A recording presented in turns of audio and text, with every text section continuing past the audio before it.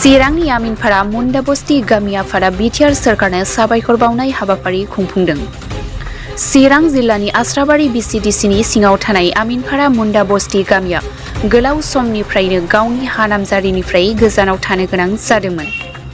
नाथाय इउपिपिएल खुंथाय सोरखार फैनाय लोगो लोगोनो आमिनफारा गामिनि रायजो राजाफ्रा बे 4 बोसोरावनो नामजारि हा मोननायनि थाखाय गामिनि गेलेग्रा फोथाराव रायजो आफादा बिटिआर सोरखारनिसिम साबायखर बावनाय हाबाफारि लानाय जायो, जेराव आलासि महरै बाहागो लायो एमपि जयन्त बसुमतारी आरो इएम उइलसन हासदा बिथांमोनहा।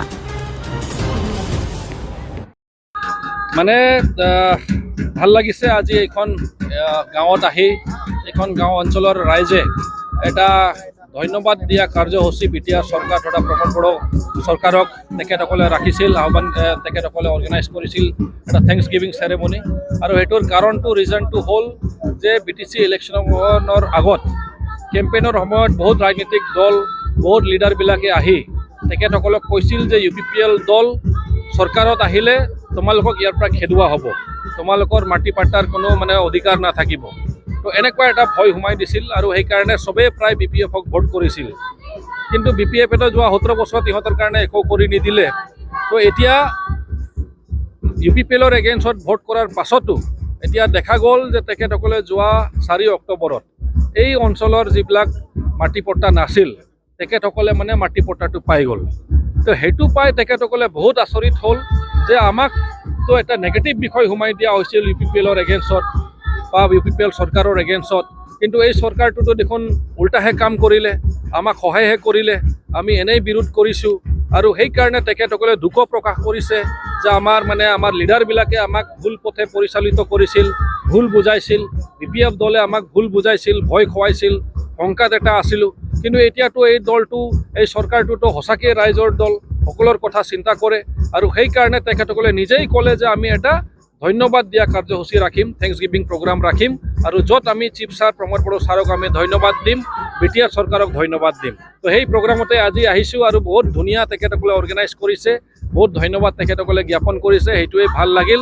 এতিয়া ৰাইজ বুজিছে যে ৰাইজ আমাৰ দল ইউপিপিএল দল এখন চৰকাৰ ৰাইজৰ চৰকাৰ হয়, ৰাইজৰ দল হয়, ৰাইজৰ কাৰণে কাম কৰি আছে। বিপিএফ দলৰ নেতাসকলে কৈ থাকে যে ইলেকশ্যনৰ আগত যে ৰাইজৰ যে প্ৰতিশ্ৰুতি দিছিলে সেইটো পূৰণ কৰিব পৰা নাই বুলি কৈ থাকে।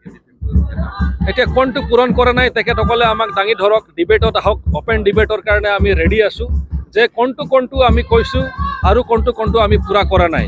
আমি যিমানখিনি আমাৰ ফালৰ পৰা প্ৰতিশ্ৰুতি দিয়া হৈছিল প্ৰায় ক'বলৈ গ'লে 70 to 80% অলৰেডি প্ৰতিশ্ৰুতি অলৰেডি কমপ্লিট হ'ল।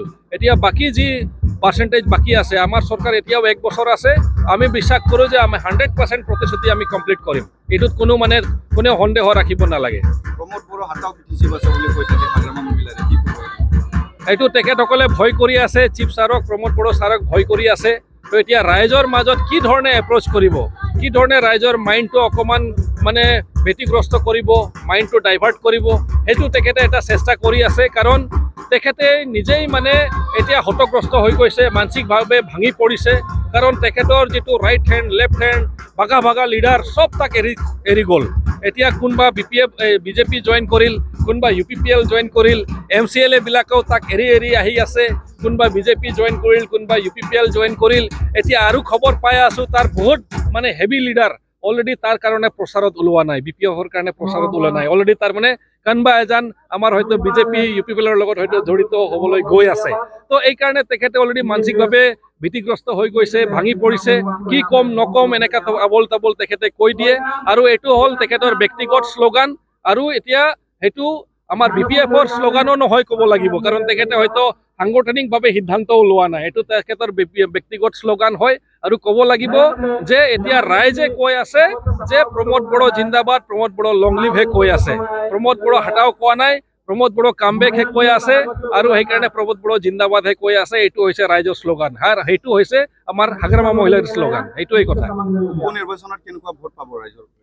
না, ৰাইজৰ পৰাতো আমি ইয়াত আশা নকৰা ভোট পাম। আৰু সেইকাৰণে আমি মিনিমাম এটা তথাপিও বাউণ্ডাৰী থৈ দিছোঁ যে 50,000ৰ ব্যৱধানত আমি নিশ্চিতভাৱে ইয়াত জিকিম বুলি। ধন্যবাদ।